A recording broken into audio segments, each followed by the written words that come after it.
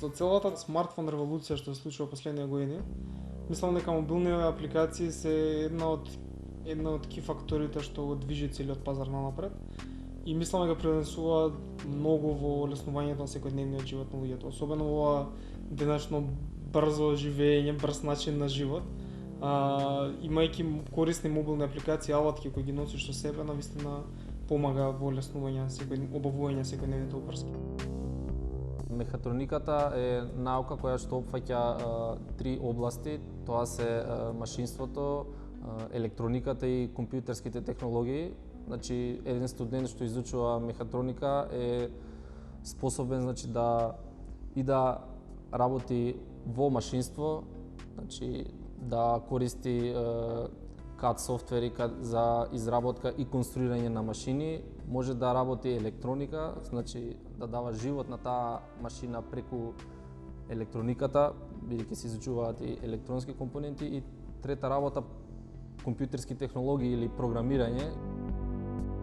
Развивањето мобилни апликации и мехатрониката се области во кои овие млади луѓе го имаат чекирано својот билет за иднината. Нино Карас е посветен на развивањето мобилни апликации и веќе ги бележи успесите на светско ниво.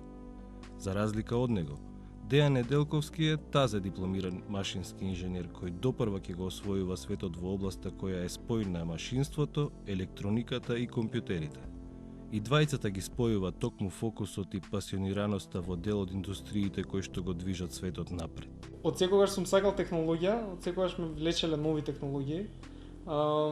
Па така пред некоја година, нели, кога се случи целава оваа смартфон револуција, можеме да кажам, смартфоните беа cutting edge и како секоја нова cutting edge технологија ме привлече да почнам да развивам за мобилни апликации. Значи, тоа поле стана навистина интересно во целиот свет, стана тука кај нас.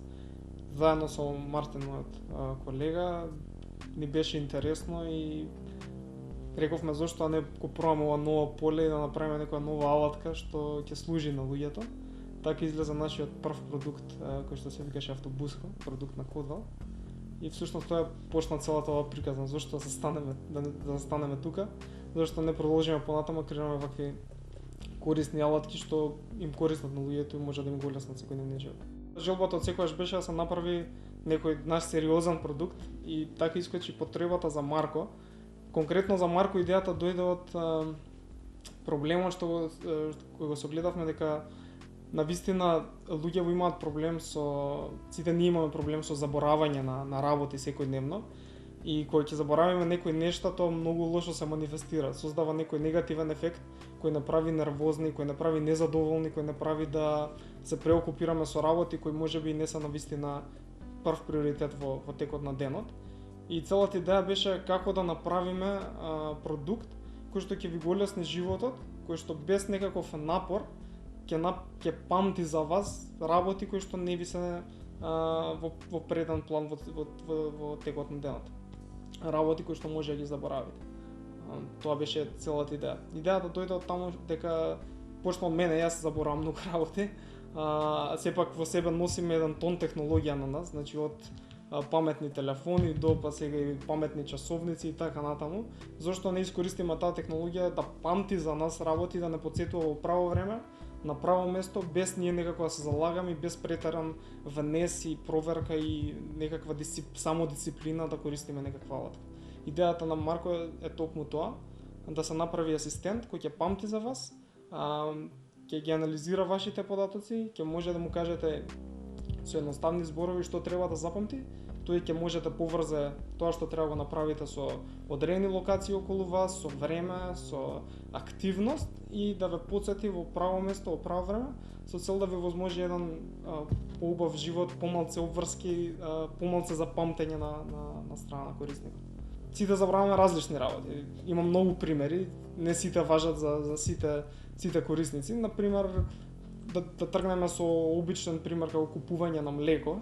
На Марко може да му кажете: Марко, запамти дека ми треба млеко до утре, дека треба да купам млеко до утре. Марко ќе го изанализира тоа што сте му кажале, ќе поврзе дека млеко се купува во продавница, ќе го конектира тоа со тип на локација продавница, ги знае сите продавници околу вас, исто ќе запамти тука дека е до утре и тоа ќе го земе како податок.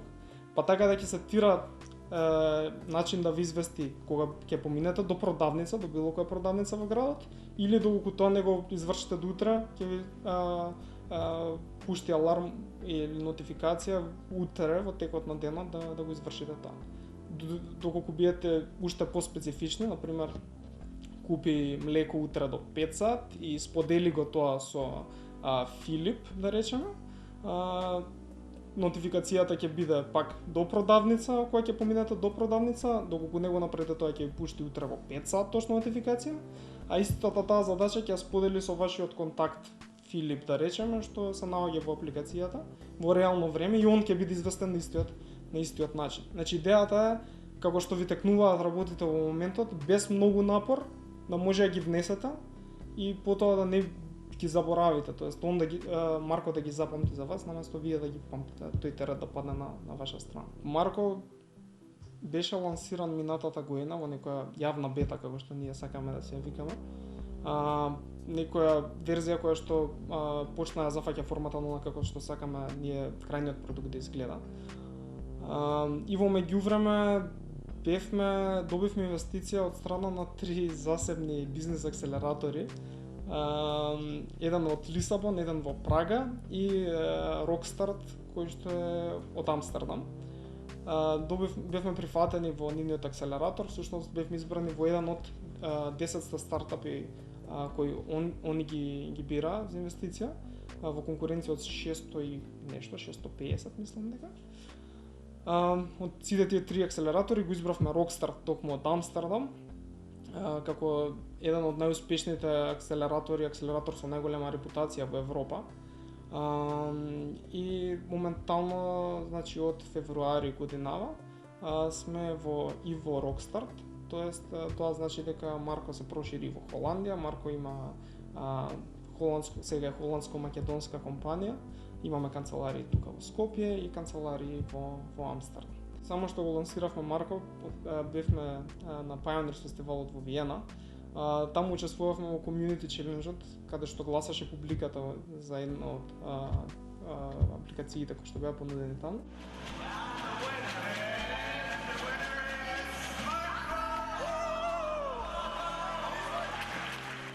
Навистина беше изненадувачки прво од наша страна, тоа ни беше една голема потврда дека луѓето навистина го препознаваат тој проблем и таа болка на заборавање која што Марко тежна е да ја решава.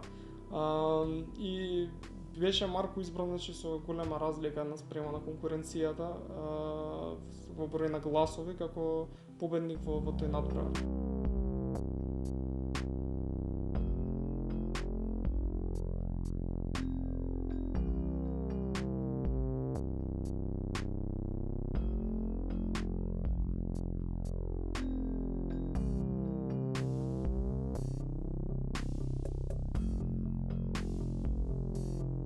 Meet Marco, your new smart task buddy.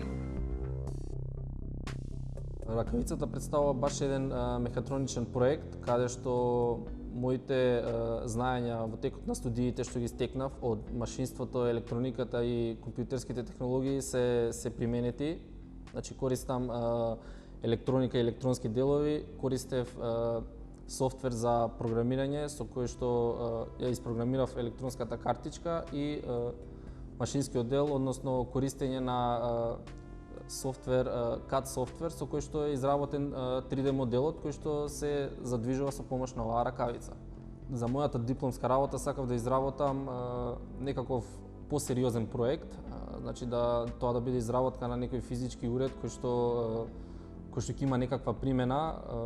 Разгледував многу идеи и се одлучив за оваа, бидејќи има доста интересна примена и беше нешто што до сега го немаше како проект и во претходните генерации некој изработено. Главната програма е преку MATLAB, кој што е конектиран со Arduino картичката и тоа е 3D моделот на раката која што ќе биде управувана преку оваа ракавица. Значи со неколку електронски компоненти и главната Arduino картичка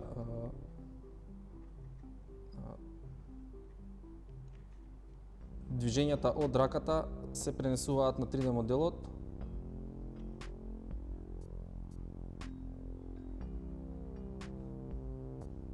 Значи, истиве овие движења, кои што може да се пренесат на 3D модел, може да се пренесат и на вистински физички модели. Тоа би биле еден вид на роботи. Значи, како што е 3D моделот, да се направи робот со кој што ќе може да се управува, а тоа би значило примена на вакви роботи и вакви контролери кои што ќе се бидат управувани од страна на човек, да може да се користат во медицината за управување на сложени машини и системи со кои што би се вршеле операции од далечина и со многу поголеми прецизности од него самата човекова рака. Исто така во воена индустрија за правување на роботи кои што би се движеле и извршувале задачи во опасни средини. Исто така може да се најде примена и во филмската индустрија, во индустријскиот дизајн и така натака.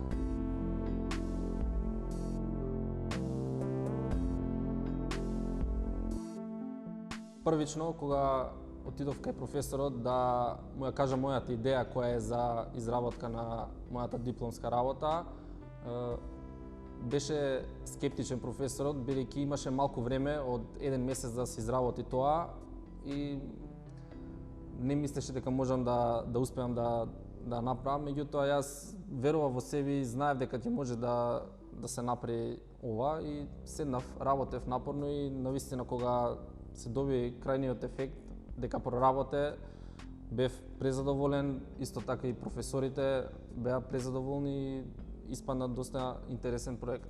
Моментално работам како конструктор, односно работам во делот на развој на нови производи, каде што со употреба на софтвер за 3D моделирање се изработуваат нови идеи и тие се преточуваат во вистински модели кои што излегуваат на пазарот.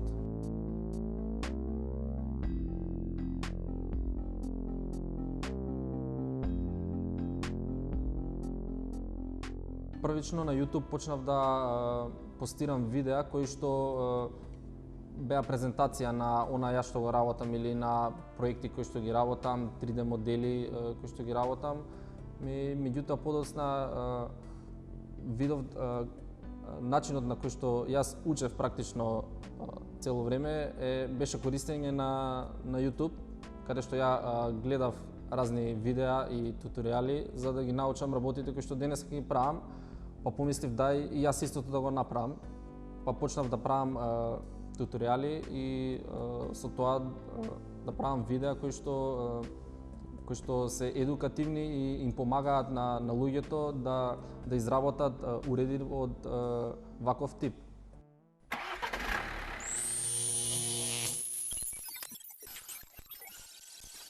Покрај YouTube каналот направив и своја веб страница каде што заинтересираните можат да најдат и дополнителни информации.